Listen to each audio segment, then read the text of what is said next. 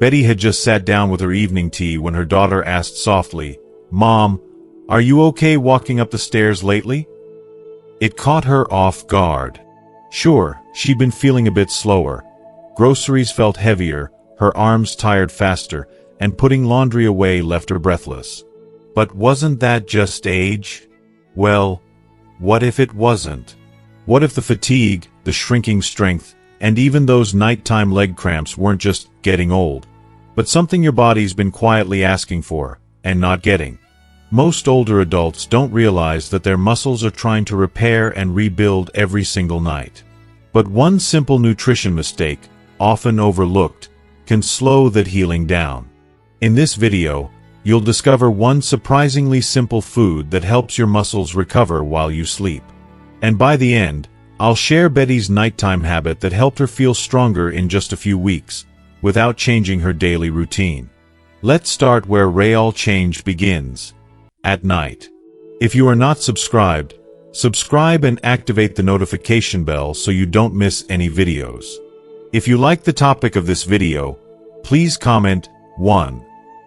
If you don't, please comment 0 to let me know how I can improve and make better videos for you. Now, let's begin. Most mornings, Betty would wake up already tired, like her body had been through a marathon in her sleep.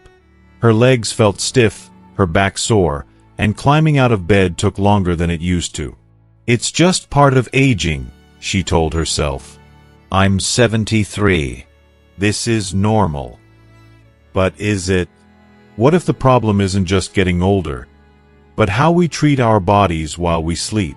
See, many seniors think that rest alone is enough to help muscles recover. But the truth is, while sleep gives your body time, it needs the right building blocks to repair and strengthen. Without those, your muscles can slowly shrink, a condition known as sarcopenia, a quiet thief of strength and independence. Here's what's happening. As we age, our bodies become less efficient at using protein. That means even if you eat well during the day, your muscles may not have enough fuel left by nightfall. And because nighttime is when your body naturally works hardest to rebuild tissue, missing that window can lead to gradual weakness, stiffness, and even balance problems. So what can you do? The answer isn't complicated, and it doesn't involve gym memberships or fancy supplements. It starts with a simple habit. About 3 minutes before bed, eat a light, protein-rich snack. Think a small bowl of Greek yogurt, a slice of turkey breast, or a warm glass of milk with a spoonful of collagen or plant-based protein. This gentle boost of amino acids supports your muscles overnight, when your body is quietly repairing cells and maintaining strength. And it's not just theory. This small nighttime habit has helped countless older adults wake up feeling more rested, less stiff, and more in control of their mornings. Betty tried it. At first, she was skeptical. Protein before bed? At my age? But after just 2 weeks of having a little cottage cheese and blueberries before turning in, she started to notice something. Her legs didn't ache as much in the morning. The stairs didn't seem quite as steep. And she didn't need to grab the wall every time she stood up. It wasn't magic. It was science, and a small act of kindness toward her own body. And here's the good news. This is just one of 6 habits, each taking about 3 minutes or less, that can help you gently restore strength and comfort as you age. Remember, this isn't about pushing yourself harder. It's about working with your body, not against it. You don't need to change everything overnight. Just try one habit at a time, and let your body show you what it can still do. Your strength didn't leave you. It's just waiting to be invited back. Every morning, Walter shuffled into the kitchen, hoping for a calm start to his day.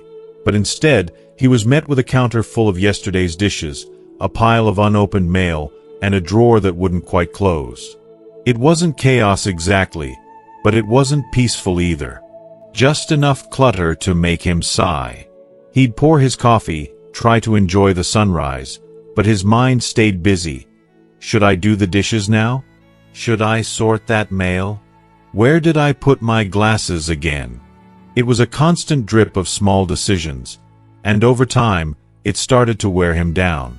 Sound familiar? Many older adults think this kind of morning stress is just part of getting older. You move a little slower, things pile up, and eventually you learn to live around the mess. But what if those scattered moments of clutter weren't just annoying, but draining your energy, increasing your joint pain, and quietly stealing your best hours of the day? Let's flip the script. What if 5 minutes, just, could change how your entire day feels? Here's the science. In the morning, your brain is at its sharpest. That's when decision-making, focus, and motivation are naturally at their peak. But clutter, visual or physical, forces your brain to process unnecessary information, which leads to decision fatigue faster. Especially as we age, this mental load adds up quickly. Now pair that with stiff joints, slower reflexes, and less flexibility. Reaching, twisting, or bending to clean up clutter later in the day can be uncomfortable or even dangerous. Many seniors push tasks to the weekend, but arthritis doesn't take Saturday off. That weekend, deep clean becomes more painful and less likely to happen. So, how do we fix this without overwhelming ourselves? It starts with one small change: the 5-minute morning reset. Here's how it works. As soon as you're dressed and ready in the morning, set a timer for 5 minutes. That's it. 5. During that time, apply what's called the touch once rule. What does that mean? You handle each item only once. If you pick up the mail, don't just move it, open it or recycle it. If you touch a mug, don't slide it to the side, put it in the dishwasher. If you notice your sweater on the chair, don't toss it back, fold it or hang it. One touch. One action. One less thing waiting later. This tiny habit helps you avoid the trap of moving things from pile to pile, and it gives your body gentle movement at the time of day when your joints are most cooperative. And the best part? After 5 minutes, you stop. You're done. There's no pressure to finish everything, just a daily rhythm that adds up over time. Walter tried it. At first, he laughed. What good can 5 minutes do? But after a week of using a kitchen timer and sticking to his 5-minute reset, something changed. His mornings felt lighter. There was room on the table for breakfast. He stopped forgetting where things were. And perhaps most importantly, he wasn't saving up physical discomfort for the weekend anymore. 5 minutes, he said, turned into peace of mind all day. This habit isn't about becoming spotless or perfect. It's about clearing space, in your home, your head, and your joints, for the things that truly matter. Your breakfast, your walk, your favorite book, or just that first quiet sip of coffee. And if you're thinking, I've never been that tidy, that's okay. This isn't about becoming a new person. It's about giving the person you already are a smoother path to walk each day. So tomorrow morning, try it. Set a timer. Just 5 minutes. Pick up one thing and handle it fully. Then another. And another. You'll be amazed at what happens, not just in your home, but in how you feel when you start the day with clarity and care. If you are still watching this video and find these lessons useful, please comment 1 below to let me know that you are still here with me. You don't need a full hour or a giant checklist. You just need a few calm, focused minutes each morning to say to yourself, "This is my space, and I choose to feel good in it." Because you deserve mornings that feel like a fresh start, not a to-do list. Every evening around 8 o'clock, after dinner and a little TV, Margaret would glance around her living room and feel a mix of emotions. Pride, weariness, and something quieter. A little ache in her chest she couldn't name. The day had passed, like so many others, and yet she couldn't shake the feeling that something was being left undone, not in the house, but in her heart. Maybe you've felt that too. The dishes are put away, the lights are dimmed, but your mind is still buzzing. Worries about your health, your family, the future. Sleep feels far away, and peace even further. But what if that ache wasn't about what's missing, but about what hasn't been noticed? What if the end of the day wasn't a time to feel empowered, but full? That's the idea behind the evening gratitude walkthrough. A gentle, calming habit that's less about cleaning and more about connecting. Here's how it works. Each evening, around the same time, before bed, or after your favorite show, you take a slow walk through your home. You carry a small basket, like the kind you'd use for folded laundry or knitting supplies. As you pass through each room, you pick up any small items that are out of place. A book on the coffee table, a pair of socks by the couch, an empty glass on the nightstand. But here's the difference. Each item isn't just something to put away. It's a moment to be grateful. You look at the book and think, I'm grateful I can still read and learn new things. You pick up the socks and whisper, I'm grateful I had the strength to walk today. You see the glass and smile. I'm grateful for clean water and a quiet evening. That's it. No pressure to clean the whole house. No guilt. Just soft movement, gentle order, and a chance to shift your mind from stress to appreciation. And the science. It's quietly powerful. Studies show that gratitude triggers the release of endorphins, those feel-good chemicals that ease tension and improve mood. Combined with light physical activity, this habit helps lower cortisol, your body's stress hormone, and calm the nervous system, setting you up for deeper, more restful sleep. Even more, the act of walking slowly and breathing deeply through your home activates the parasympathetic nervous system, your body's built-in relax and restore mode. It's nature's way of saying, you're safe. You're home. You can rest now. Margaret didn't expect much when she started. Her daughter had suggested it after reading an article on senior sleep issues. Just try it for a week, Mom, she said. Combine your bedtime tidying with some gratitude. So Margaret did. Basket in hand, she started with the living room.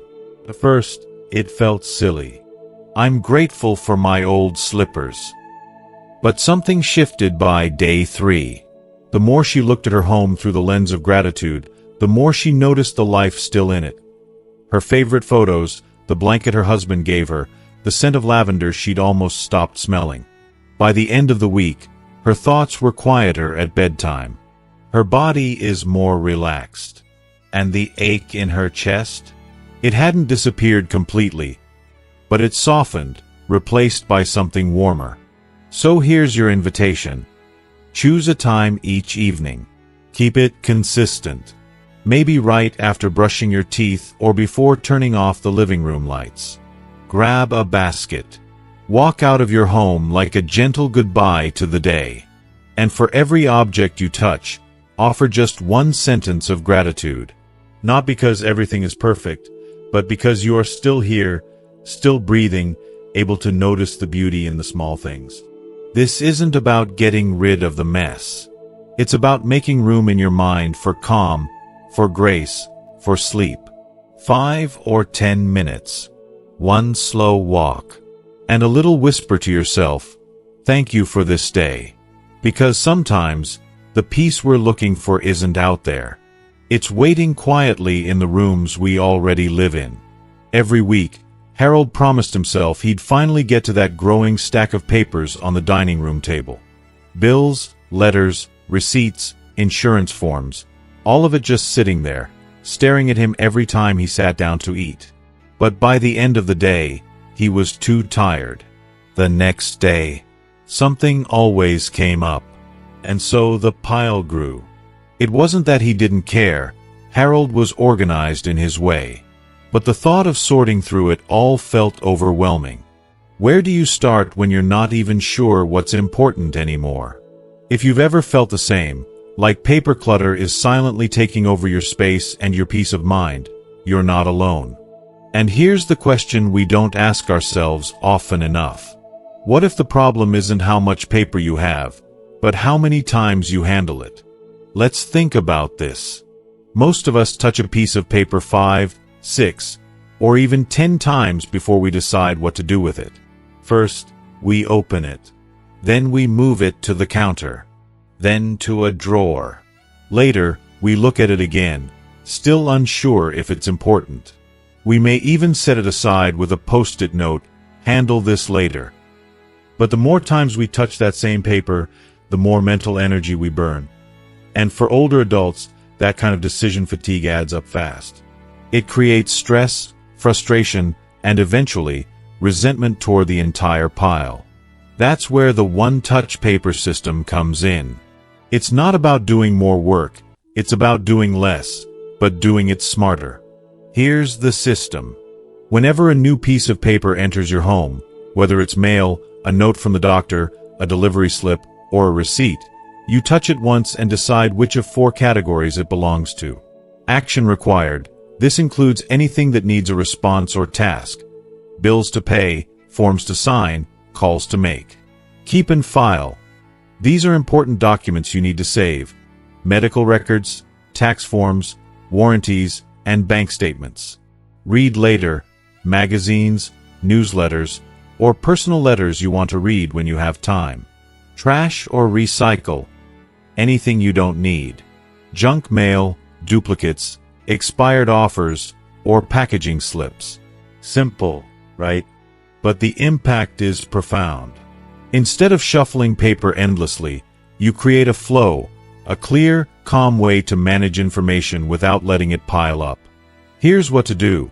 Get 4 folders, trays, or even labeled shoeboxes. Set them up in a quiet corner of your kitchen or living room, wherever paper tends to land first. Label them clearly with the 4 categories. Then every day, yes, just once a day, spend 5 minutes sorting any new paper. Touch each one only once. Make the decision, place it in the right spot, and move on. Now, here's the beautiful part. Once you've sorted everything, the mental work is over. You don't need to pay all your bills at the same time. You don't need to file every document. The sorting step is just about giving future you a calmer, more organized task to return to when the time is right. And why does this work so well for older adults? Because as we age, our ability to quickly switch between decisions slows down. That's completely natural. Our brains prefer clarity and focus, not chaos. The one-touch paper system removes the pressure of making complicated decisions in a rush and prevents paper from turning into a mountain of anxiety. Let me tell you about Sylvia, a retired schoolteacher from Ohio. She had boxes of old paperwork and was always misplacing important things: insurance cards, prescription forms, letters from her granddaughter. When her niece showed her the one-touch system, she was hesitant. "It sounds too simple to work," she said. If you are still watching this video and find these lessons useful, please comment 2 below to let me know that you are still here with me. But she gave it a try. Bought 4 colored folders and labeled them. Every morning after breakfast, she'd spend 5 minutes sorting anything new. Just 5 minutes. Within a week, the pile on her table was gone. She found documents she'd been missing for months. She even felt more confident going to appointments because she knew exactly where her papers were. And her sleep improved because her mind wasn't buzzing with undone paperwork at night. You might not realize how much stress paper clutter creates until it's gone. It's not just the mess, it's the little voice in your head whispering, "You should deal with that," every single day. So here's your action step. Before tomorrow morning, gather 4 containers, folders, trays, baskets, anything. Label them. Action required. Keep and file. Read later. Trash or recycle. Put them where they're easy to reach. And the next time a letter or flyer arrives, don't just toss it onto the counter.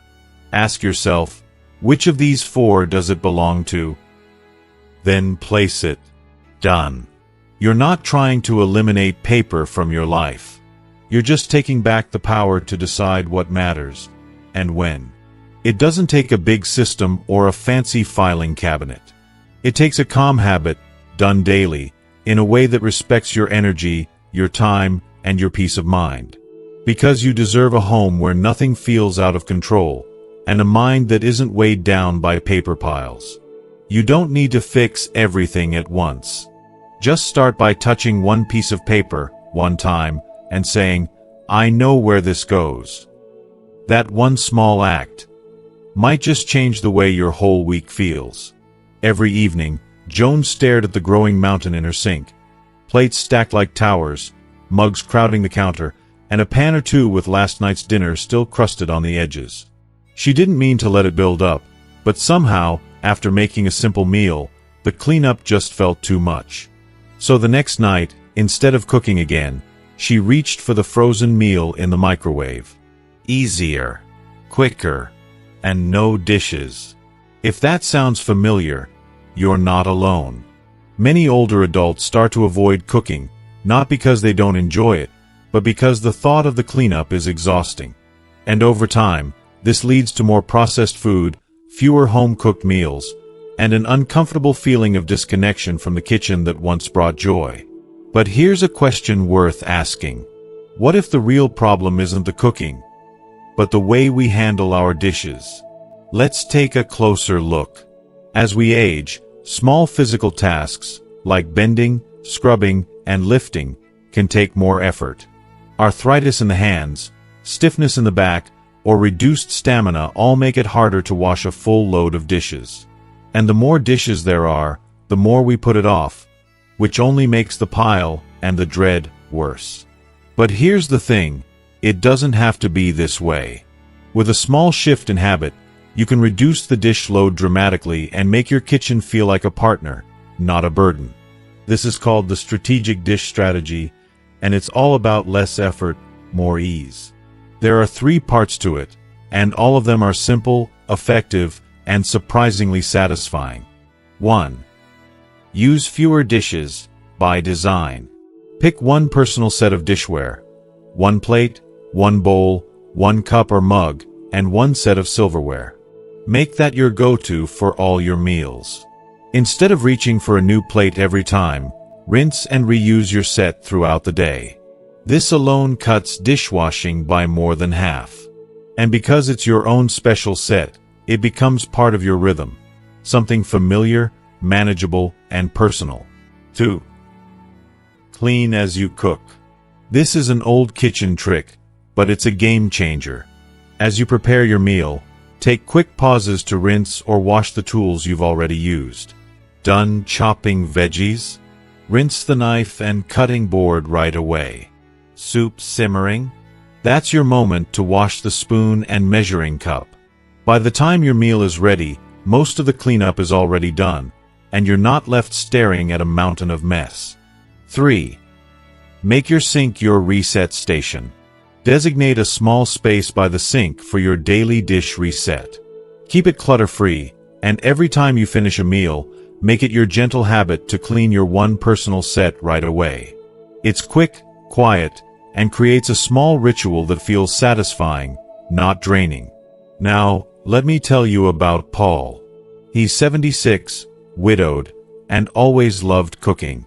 But over the years, he started eating out more because cleaning up wasn't worth it anymore, he said. His daughter introduced him to the strategic dish strategy. Just one set, clean as you go, and no more pile-ups. At first, he chuckled. "I'm not in college," he said. But 2 weeks in, he was cooking again. Soups, eggs, and even trying a new casserole. "It's strange," he told me, but having just one plate made it feel doable. I wasn't avoiding my kitchen anymore. Sometimes, it's not our strength that's gone, it's just that no one ever showed us a gentler way. So here's your action step. Today, open your cabinet. Choose 1 plate, 1 bowl, 1 mug, and 1 fork spoon knife set. Set them aside as yours. Every time you use them, wash them right after. And as you cook, see what you can clean before the meal's even done. You don't need to aim for perfection. You're not running a restaurant, you're nourishing yourself. And the best part? Fewer dishes mean less dread, more energy, and a better chance you'll enjoy a homemade meal again. Because your kitchen doesn't have to feel like a battleground. It can be your calm corner, your place of comfort, one plate at a time. Every afternoon, Helen found herself staring at the same mess. Magazines half-read on the couch, a blanket draped over a dining chair, shoes kicked off by the door, and little odds and ends scattered across the coffee table. It wasn't a disaster, but it wasn't peaceful either. She'd think to herself, I should clean this up later. But later never felt like the right time. By evening, her energy was gone. And by morning, the clutter had grown, quietly chipping away at her sense of calm. Sound familiar? Clutter doesn't arrive in one big wave. It sneaks in little by little. One newspaper here, one pair of reading glasses there, until your home feels slightly off, like the walls are closing in just a bit more than yesterday. But what if cleaning up didn't have to feel like a chore? What if tidying could become a small, satisfying game, done in just 2 minutes? Let me introduce you to the 10-item pickup, a simple, cheerful habit that helps keep your home clear without the overwhelm. Here's how it works. Twice a day, you look around your main living space, your kitchen, living room, hallway, and choose exactly 10 items to return to their proper place. Not 20. Not as many as I can. Just 10. Maybe it's your glasses, a coffee mug, a magazine, a pair of slippers, yesterday's mail, a water bottle, a sweater, a TV remote, a pen, and a coaster. Done. Set a 2-minute timer if you like. That way it feels playful, almost like a race. But it's not about speed. It's about focus. So, why 10? Because 10 is just enough to make a visible difference, but not enough to feel overwhelming. Psychologically, it gives your brain a clear finish line. Studies show that specific measurable goals, like pick up 10 items, are more likely to be completed than vague ones like clean up a little. This habit works especially well for older adults because it avoids overexertion. You're not doing a deep clean, you're just staying gently in control of your space. No bending for an hour, no standing at the sink until your back aches. Just 10 thoughtful actions, twice a day. And there's a bonus you might not expect. It starts to feel like a daily treasure hunt. Joan, age 79, tried this after her granddaughter suggested it. At first, I thought, what difference can 10 things make? But it surprised me, she said. Once I started, I noticed things I'd stopped seeing. An old note under a cushion, a sock that disappeared behind a chair, even a missing earring. It became a little adventure. Twice a day, she'd put on her soft house shoes, grab her basket, and go hunting. 10 things every time. Her space felt lighter, and so did she. So here's your action step. Choose 2 times a day. Maybe right after breakfast, and again before dinner. Set a 2-minute timer. Look around your main room and pick up 10 items. Return them to where they belong. Don't overthink it. Just do 10. You'll be amazed at how quickly those small moments add up. In 1 week, that's 140 items that are no longer out of place. If you are still watching this video and find these lessons useful, please comment 3 below to let me know that you are still here with me. And what you'll feel is more than a clean room. It's a quiet sense of control, of dignity, of pride in the space you call home. Because your home doesn't need to be spotless. It just needs to feel like yours again. And sometimes, reclaiming that feeling starts with something as simple as picking up 10 things. And smiling while you do it. Every Sunday, Harold used to dread what he called the cleaning day. It had been his routine for years, pulling out the mop, the vacuum, the bucket of supplies, and diving into a full day of cleaning the house from top to bottom. It left him exhausted, sore, and honestly, a little resentful. By evening, his knees ached, his back hurt, and he barely had the energy to enjoy the results of all that work. Still, he kept doing it because it felt like that's what a real cleaning day was supposed to look like. But what if that old belief, that cleaning must take a whole day to matter, isn't true anymore? And what if less cleaning time could lead to a cleaner, calmer home, and a more peaceful mind. Let's look at what happens during those long cleaning marathons.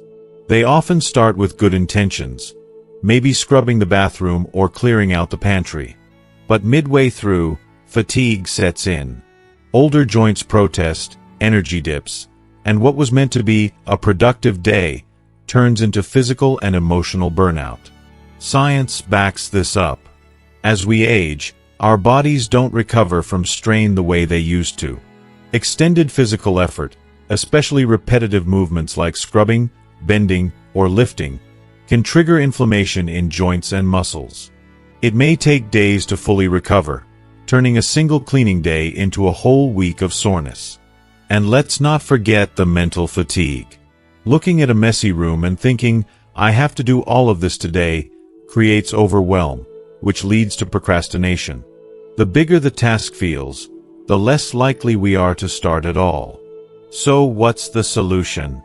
Enter the Sunday 15-minute deep spot. It's not a full cleaning day. It's not a major project. It's just one small, intentional act of care for your home every Sunday. Here's how it works. Each week, choose one small area of your home that could use some attention. Something you usually overlook but that quietly bothers you. Could be the top of your dresser, where papers and jewelry collect. The medicine cabinet with expired bottles. The spice drawer with labels you can't read anymore. The junk drawer that no longer opens without a tug. The side table was covered in old coasters and loose change. Set a 15-minute timer and give that one spot your full focus. Take everything out, wipe it down, sort what you need, and toss what you don't. Don't try to do the whole room, just that one deep spot. 15 minutes. That's it. And here's the magic. When you're done, you're done. You've made real, visible progress, and you haven't drained yourself. Why does this work so well?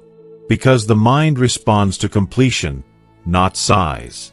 When you successfully finish a small task, your brain gets a boost of dopamine, a chemical that reinforces satisfaction, motivation, and a sense of control. It's the same feeling you get after finishing a crossword puzzle or neatly folding laundry. Even more, this habit creates a moment of calm. For many older adults, it becomes a form of meditation. Quiet, focused time where you bring order to one small corner of your life. Now let me tell you about Judith. She's 74, lives in a small home in Indiana, and used to avoid deep cleaning altogether because it just felt like too much. Her daughter introduced her to the Sunday 15-minute habit. Judith started with her nightstand, something she hadn't touched in months. After sorting old receipts, tossing empty lotion bottles, and wiping them clean, she felt a strange rush of pride. The next Sunday, she tackled the silverware drawer. Then a windowsill. She kept going. "I didn't expect this," she said. "But it's become my favorite part of the week. Just me, my timer, and a little corner of the house." So here's what you can do. Before next Sunday, look around your home. Find the spot that quietly nags at you, the one that makes you think, "I really should get to that someday." That's the one. On Sunday, set a 15-minute timer. No pressure. No perfection. Just you and that small space. You might find some old memories tucked away. You might toss 10 things you didn't realize you were holding on to. And you'll feel lighter when you're done. It's not about keeping a perfect home. It's about reclaiming your space, one small moment at a time. You don't need a full day, a checklist, or aching knees to feel proud of your home again. You just need 15 quiet, focused minutes, and the willingness to begin. Because caring for your home is also a way of caring for yourself. And you're worth that kind of care every single week. 6 months ago, Betty stood in the middle of her living room, surrounded by quiet clutter and quiet thoughts. She wasn't unhappy, but she wasn't quite herself either. Her days felt slower, heavier, as though something had slipped just slightly out of balance.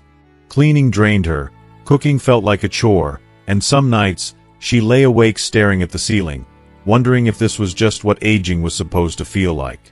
But instead of giving in, she decided to try something different. Just one small habit at a time. A 5-minute reset in the morning. A gratitude walkthrough at night. A 10-item pickup here. A 15-minute tidy up there. Nothing fancy. Nothing overwhelming. Just tiny, thoughtful actions that respected her body, her energy, and her spirit. And now, Betty's house isn't perfect, but it's hers again. It breathes with ease. Her mornings start with more clarity. Her evenings end in deeper sleep. She has more energy, more calm, and, as she puts it, more lightness in her chest. This can be your story, too. Start with just one habit tomorrow. Not 6, just one. Maybe it's the Sunday 15-minute deep spot. Maybe it's washing your plate right after lunch. Whatever it is, do it for yourself, with kindness, and let the momentum build. If you found this helpful, please like the video, subscribe to the channel for more gentle strategies like this, and share it with someone you care about.